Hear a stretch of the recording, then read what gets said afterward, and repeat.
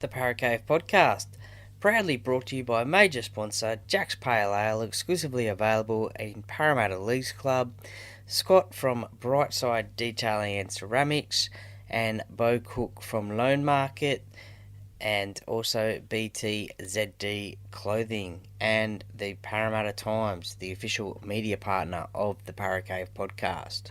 Welcome to a midweek podcast on a Wednesday. This is the review of the round, the previous NRL round podcast that I will be doing each and every Wednesday. And this is the chat that I had with the Duckman on the Weekend Sports Wrap on Pulse FM.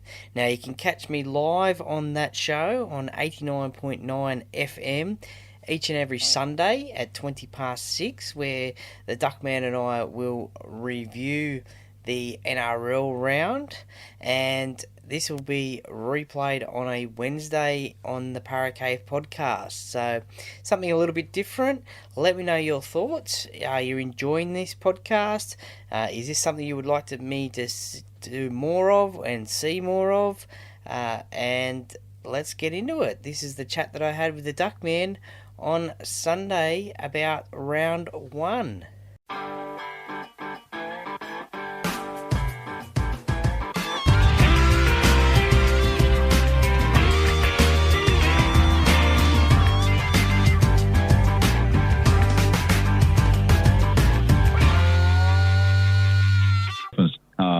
Troy Warner, how you going, Troy?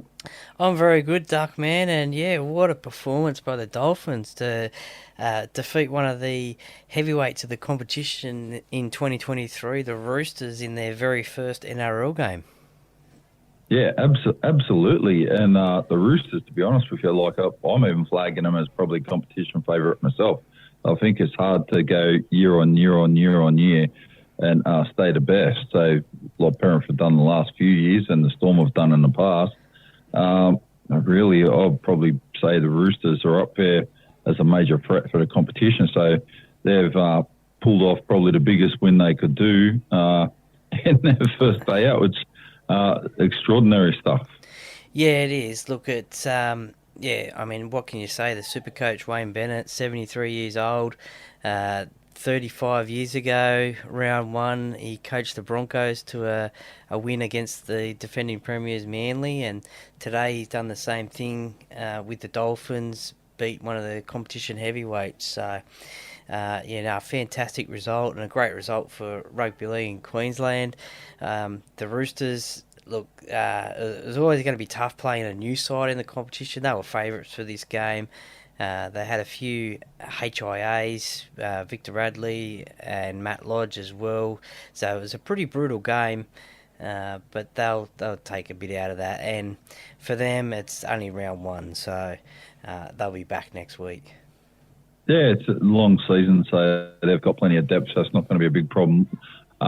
Victor Radley, but he's starting to get a few HIAs here, so now he's had a few in the last couple of years and concussions, and it's just not like a good long-term picture. So if it keeps going down that path, we might have more problems with this. Yeah, let's hope not.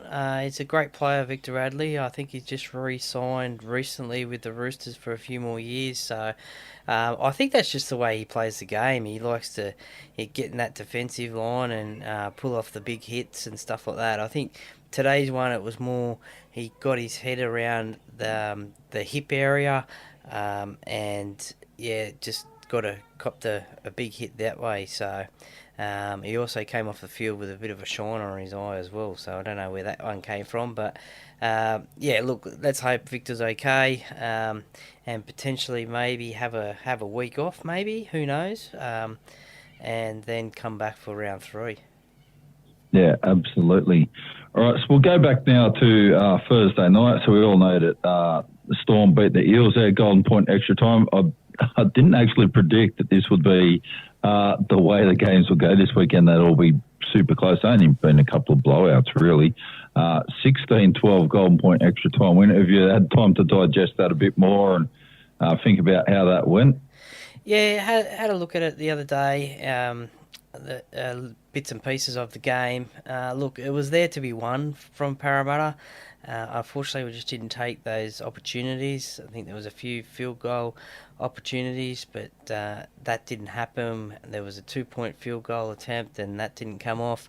But leading 6-0 at half time, Cameron Munster went off with that compound fracture of his finger dislocation, and you didn't think he'd be back, but he just came back and in the second half for Melbourne and just really led that side around. And to the credit of him coming back, because you wouldn't have thought he was coming back, but and Harry Grant just scoring the winning try in Golden Point, just spotted the markers not in position, the Parramatta markers, and just took off from dummy half and stretched out and put the ball down, and the game was over, and the Storm had won 16-12. So their round one winning streak continues, and I think it's 21 years or something like that. 21, yeah. Yeah, so an amazing record of round one. So it will be broken one day, but at the moment it's not. Yeah, so it's not too bad. So I thought Cameron Munster was very good, and looks like he's just on this season. So sometimes you can just tell when a guy's on. Well, he's on from round one, so that's a good thing for the Storm there going forward. And I thought Jerome Hughes did a pretty good job too. Harry Grant stepped up, needed to, and he did. So it's no big surprise. Was in the Queensland State of Origin side, and I think he'll get in the Australian side the next couple of years. Really, Harry Grant is a pretty good player, and I think he's got a little bit of versatility there as well if they need to. Yeah, well, he's played, I think, 5 tests for Australia. He was over there in the World Cup last year, so he's a World Cup winner, so he'll want more of that to happen. But yeah, definitely he'll be the first choice hooker for Queensland later on in the year.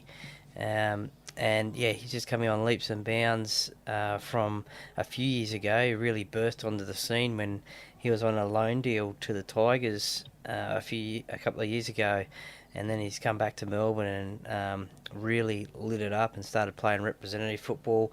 But he's a major key in the Melbourne side. Yeah, absolutely. The Warriors took on the Knights here on Friday night, and the Warriors got up 20 points to 12. So I thought it was a very good win by the Warriors. Kalen Ponga actually looked all right, playing 5'8". It didn't do too bad for the Knights. They're going to have a bit of a work in progress there.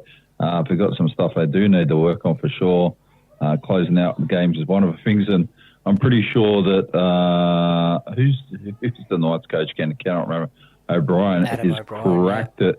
Yeah, Adam O'Brien cracked it when Kalen Ponga got given another HIA and had to come off for a while because someone saw something in one of the tackles or something like that's pretty innocuous, and it ended his night. And pretty much stopped their run as well, which wasn't very good for them either. Yeah, well, this game was sort of in the balance here and there. It was 10-6 at half time. It was in the balance, and then sort of Newcastle just sort of lost their way for a little bit. There was a sin bin to Phoenix Crossland. There was penalties given away. There was just that little 5-10 minute period where they just lost their way, and the Warriors were able to capitalise on it and run away with the victory 20-12. But yeah, there's a lot of conjecture about that Kalen Ponga HIA, whether he should or he shouldn't have been asked to leave the field. Kalen, I think, has come out and said he thought he felt fine. The coach said he's told him that he was fine. I think there's a lot of what's the word? There's a lot of conjecture. Yeah, conjecture and spotlight on head knocks and potential head knocks and concussions these days. So I don't know if I think Andrew Johns came out this morning and said sometimes that I think maybe we're too worried about being sued or something like that. So yeah, he'll be back next week anyway, Kalen. But a reasonable first up start for the Knights after their probably below par trial form. Yeah, so I think they'll do well. Like they've got Adam O'Brien there, so they've got some good players now that have just dropped in there in the last 12 months, particularly this season. And I think it's a good opportunity, right? Because what they were doing last year wasn't working very well. I think there's some level of interference from other things happening in the club. Kalen Ponga's dad doesn't have a good reputation for getting involved with interfering with things in the club and trying to do extra stuff, and it's caused a bit of disharmony from stuff that I hear. Like Dean Bulldog Richie tells you bits and pieces of stuff as well, and just like, okay, that's not good. That's quite destructive. So, but we'll leave it there. We'll see how the Knights go as they roll out through the season. I think they're going to have a tough year still. So someone's got to be down there at the bottom, unfortunately. I think they're going to be down that end of the field as opposed to up near the top.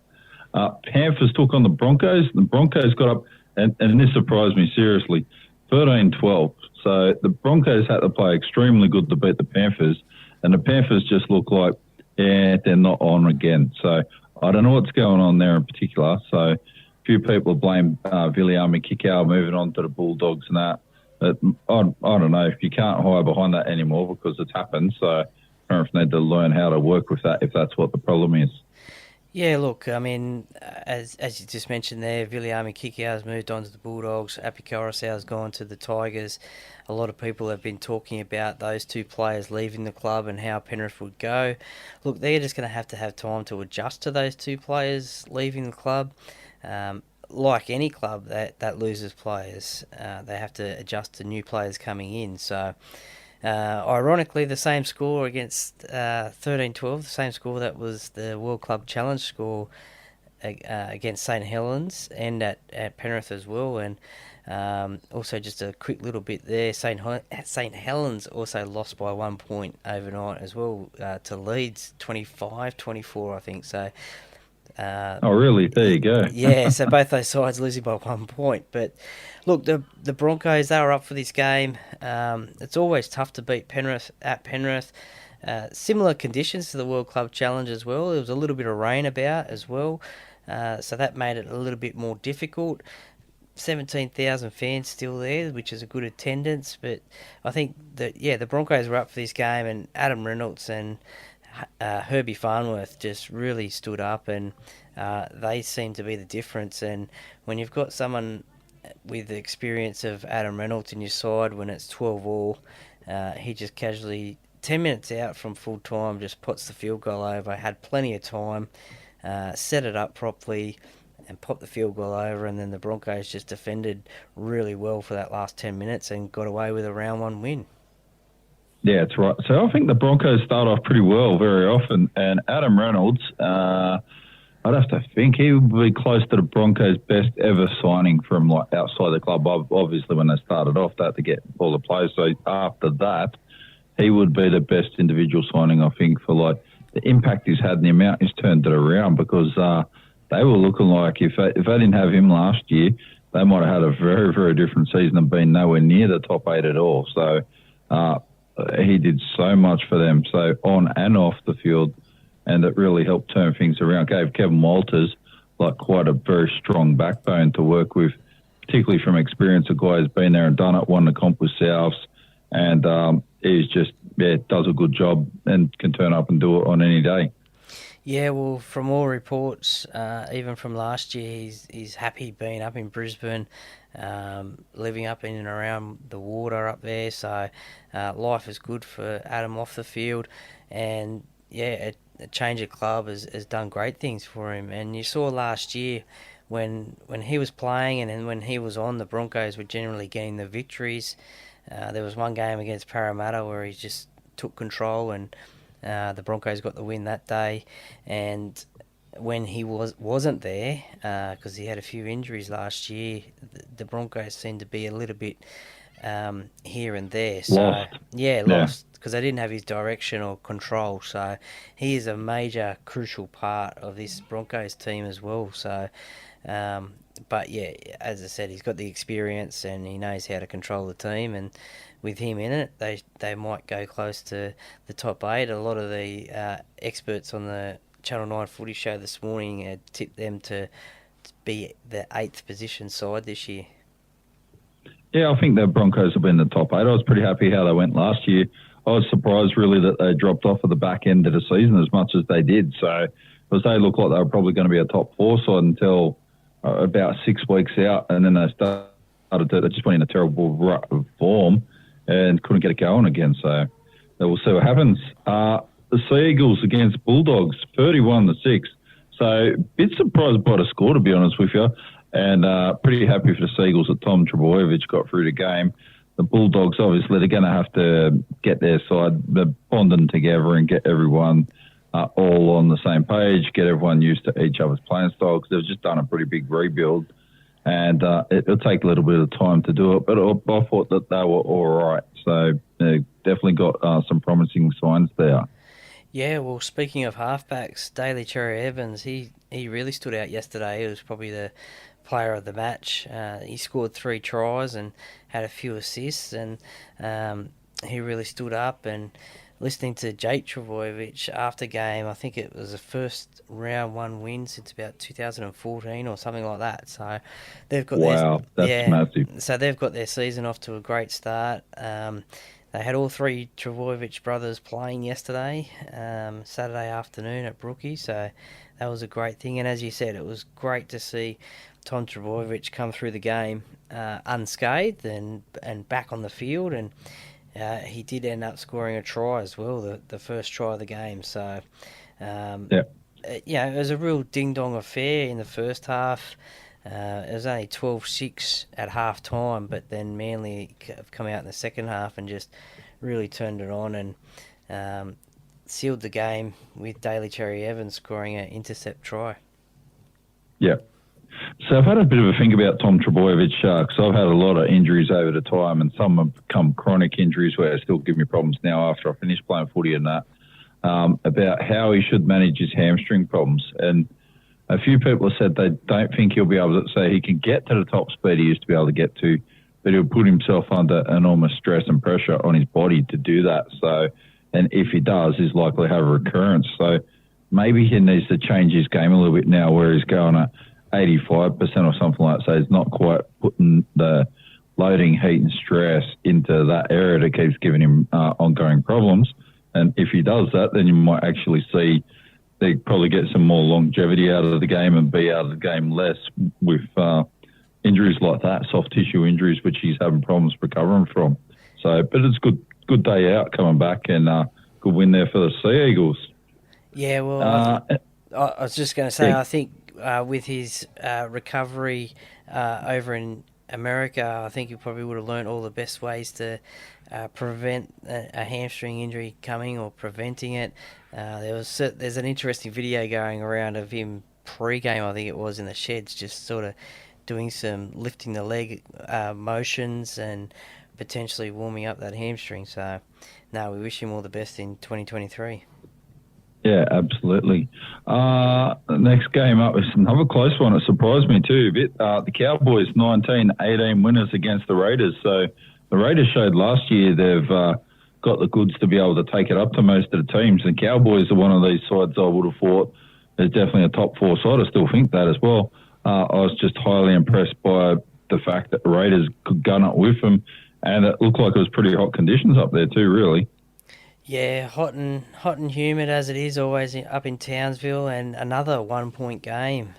So there's been some cracking games this weekend in the first round of the competitions. But the Cowboys they started off very nicely. They scored all their points in the first half, believe it or not. So obviously, except for the field goal by Chad Townsend, but 18 of their points came in the first half. So they were pretty much cruising along for most of the game. And then in the second half, the Raiders just really stood up and they scored a try.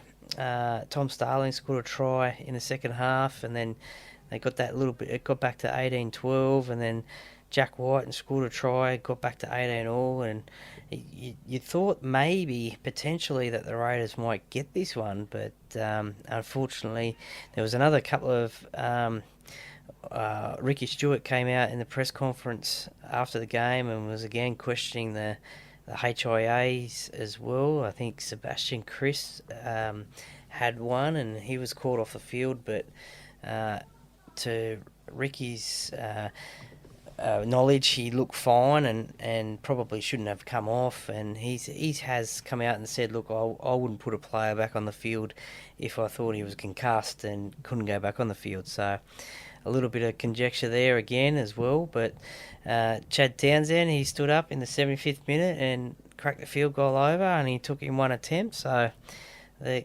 Cowboys got away with the win, and they'll be thanking their lucky stars they got away with that 1 point win at home in the first round. Yeah, that's right. So the problem you got when you get a lead like 18-0 at half time is you take foot off the pedal because you go, oh yeah, we're cruising here.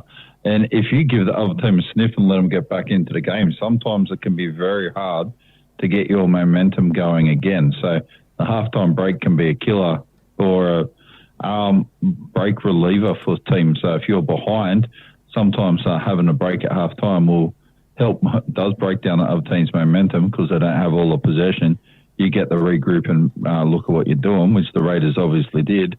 And the other thing is you get a bit of mentality, oh, yeah, we're going to do it easy here now. So the Cowboys made it harder for themselves than what they did. But in saying that, Chad Townsend is probably one of the most underrated halfbacks in the whole competition. And he's another guy that gets the job done again and again. Did it at Cronulla, did it at Parramatta. He was at the Warriors too, I think, as well, Chad Townsend. Yeah, and, just Cronulla on the Warriors. Yeah. So, he's just a good player. So he gets the business done and he's doing it for the Cowboys again now. So this is why, but another reason why I think they look so strong this year because he is one of the unsung guys. He's not going to play Origin at all, but he's going to be there and get the nuts and bolts done for him through the season when Origin's on. And he'll probably play most of the games, if not all of them. So we'll kick on to the next game. Cronulla, they hosted South. So I watched both of those games last night, the Cowboys and Canberra game and the Cronulla and Souths game. And South got up there 27-18. It was a good win by the Rabbitohs. Good crowd down at Shark Park. And Cronulla didn't look too bad, but you can just see they're missing something without Nico Hines.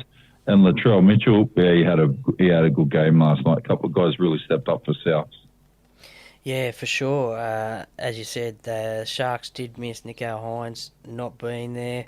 A little bit of mail around. He may be right for next week or definitely the week after. So, but Braden Trindle, who stepped in for Nico, he went all right. He scored a try for Cronulla. There was a disallowed try early on, which probably changed a bit of the momentum after a great tackle from Lachlan Ilias, who had a wow of a game for South Sydney. He was probably the man of the match there. So he led this team around, and as I said, that I think he knocked the ball out of Mulatalo's hands as he was over the line. So a real desperate play there, and came up with the goods there. Campbell Graham scored a couple of tries, but as you said, Latrell Mitchell kicked the field goal as well, and his goal kicking boots were on, and just that presence at the back, and he combined well with Cody Walker. And the big talking point out of that game was the Wade Graham sin binning of a high tackle. It was a massive tackle. Some say it was a shoulder charge.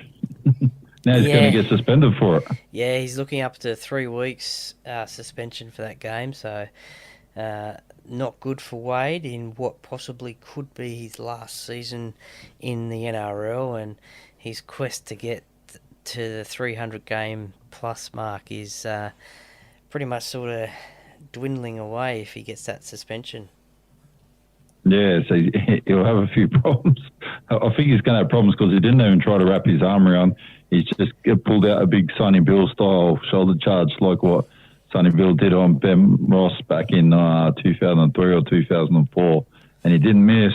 And it's high, no arms. There you go. So he's got problems. He's a good player. I hope he gets the 300 games, but he'll have to go around again. So to get 300 games to play again next year, I don't think his body's going to let him do it. And even with that, even if it can, maybe the Sharks will move him on to get some salary cap relief and bring through a couple of younger guys. So, good win by South, but they look very good. They probably look like the best side at the moment in the competition rolling forward. So, as we said just before, the Dolphins, they beat the Roosters 28-18. So, that's a good result there. Who do you reckon the best player was there for the Dolphins? Kaufusi. Yeah, Felice Kaufusi. He was outstanding in defence. had pulled off some great tackles, some big hits as well. So yeah, he was right up there. I think Sean O'Sullivan, he led the team around, but Isaiah Katoa in his debut NRL game certainly had a great game in for the Dolphins at 5'8" there. So probably a masterstroke by Coach Wayne Bennett to put him in at 5'8". So obviously didn't let him down. So well done to Isaiah. But look, a great result for the Dolphins up there at Suncorp Stadium. I think there was like 32,500 people there or something like that. And to get the win first up is going to relieve a lot of pressure, I think, even though they're in for a tough year. But yeah, the Roosters, they'll be right. They'll take away from this game what they can and regroup for next week. Yeah, that's right.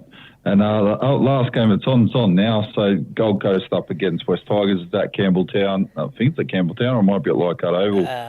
But yeah, and Gold Coast up 12 points to 2 at the moment. So this will be good for Justin Holbrook. Like, you don't know what they're going to put out, Gold Coast. They, I would have tipped them, to be honest with you, at the start of the season. I would think they'll be one of the bottom two sides. So I think they're going to struggle. And then today it looks like they can turn it on a bit. Looks like Tim Sheens is going to have a hard time with West Tigers. I think he'll turn them around a little bit, but yeah. So are you watching that game at the moment? I am actually, and yeah, it's at Leichhardt, and as you said, it's going to be a tough season, I think, for both sides.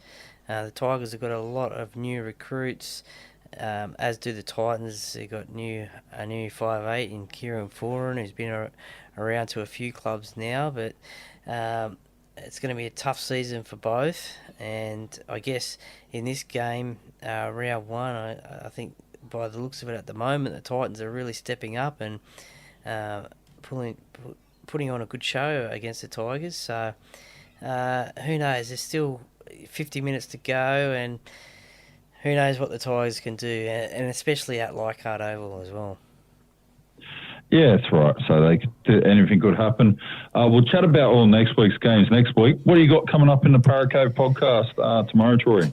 So out tomorrow on all reputable podcast platforms, episode 128 of the Para Cave podcast, and I know it's probably 1 week old, but the NRL season is 1 week old. But I had a chat with high performance trainer Hayden Knowles.